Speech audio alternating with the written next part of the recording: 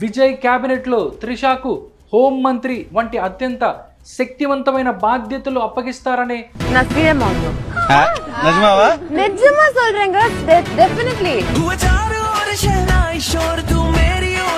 Birthday gift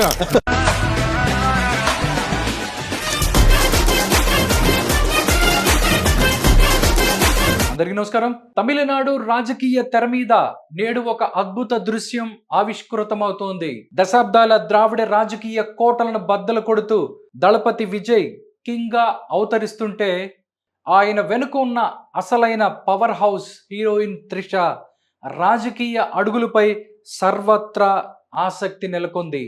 నేడు మే 4వ తేదీ అటు తమిళనాడు అసెంబ్లీ ఎన్నికల ఫలితాల్లో విజయ్ నేతృత్వంలోని టీవీకే పార్టీ ప్రభంజనం సృష్టిస్తుంటే ఇటు త్రిష తన 44వ పుట్టినరోజు జరుపుకుంటూ తిరుమల శ్రీవారి చెంత ఉండటం యాదృచ్ఛికం కాదు, ఒక బలమైన సంకేతం.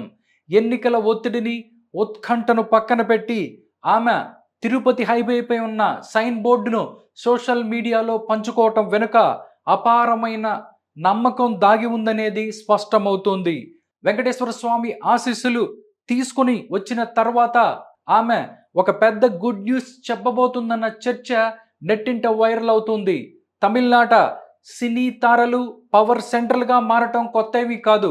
గతంలో ఎంజీఆర్ పక్కన జయలలిత ఏ విధంగానైతే ఒక శక్తిగా ఎదిగి చివరకు అమ్మగా మారి రాష్ట్రాన్ని శాసించారో ఇప్పుడు త్రిష ప్రయాణం కూడా అదే దిశగా సాగుతుందని విశ్లేషకులు భావిస్తున్నారు. విజయ్ ప్రతి నిర్ణయంలోనూ పార్టీ వ్యూహరచనలోనూ త్రిష పాత్ర అత్యంత కీలకంగా మారింది. ఇప్పటికే విజయ్ తన సతీమణి సంగీతతో విడాకులు తీసుకోవటం దాదాపుగా ఖాయమవటం, త్రిష విజయ్ రిలేషన్షిప్ ఇక ఓపెన్ సీక్రెట్ గా మారటం వంటి పరిణామాలు టీవీకి వర్గాల్లో హాట్ టాపిక్ గా మారాయి.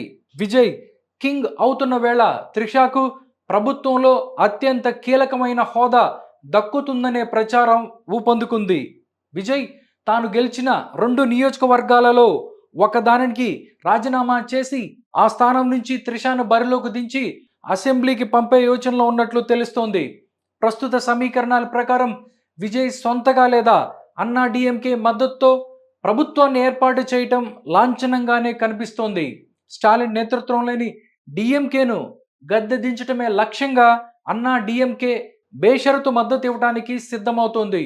ఈ క్రమంలోనే విజయ్ క్యాబినెట్లో త్రిషకు హోంమంత్రి వంటి అత్యంత శక్తివంతమైన బాధ్యతలు అప్పగిస్తారనే ఊహాగానాలు తమిళ రాజకీయాల్లో ప్రకంపనలు సృష్టిస్తున్నాయి.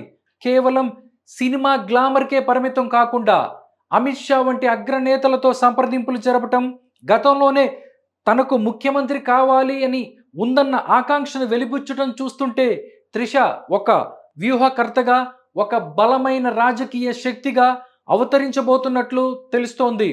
44 ఏళ్ల వయసులో కూడా 25 ఏళ్ల పడుచులా మెరిసిపోతున్న త్రిష ఇప్పుడు తమిళ రాజకీయాల్లో మరో అమ్మగా మారనుందా అనే చర్చకు నేటి ఫలితాలు పునాది వేస్తున్నాయి. విజయ్ అయ్యగా, త్రిష అమ్మగా తమిళ ప్రజలు నెత్తిన పెట్టుకుంటే రాబోయే 5 ఏళ్లు కాలీవుడ్ రాజకీయాలు సరికొత్త మరుపులు తిరగటం ఖాయంగా తెలుస్తోంది. తిరుపతి నుంచి త్రిష తిరిగి వచ్చాక ఆమె రాజకీయ అరంగేటంపై మరియు ప్రభుత్వంలో ఆమె పోషించబోయే హోదాపై ఒక అధికారిక స్పష్టత వచ్చే అవకాశం ఉంది. మొత్తానికి విజయం వెనుకున్న ఈ గ్లామరస్ పవర్ హౌస్ ఇప్పుడు సెక్రటేరియట్లో ఏ స్థాయిలో చక్రం తిప్పనుందో చూడాలి.